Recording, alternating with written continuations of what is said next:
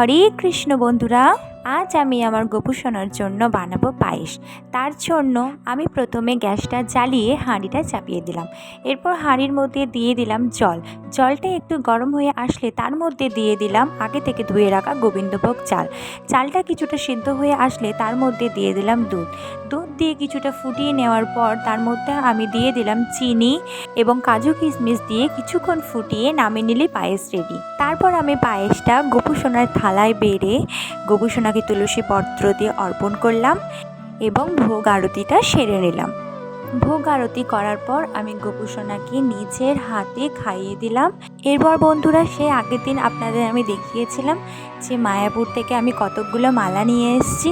তো তার মধ্যে থেকে আমি দুটো মালা আজকে গঙ্গার জল দিয়ে ভালো করে শুদ্ধি করে নিলাম। তারপর আমি সেই মালাগুলোকে গোপুসোনার গলায় একে একে পরিয়ে দিলাম। এরপর আমরা এই মালাগুলোকে পরতে পারবো। তো বন্ধুরা, যাওয়ার আগে একবার বলে যান হরি বল।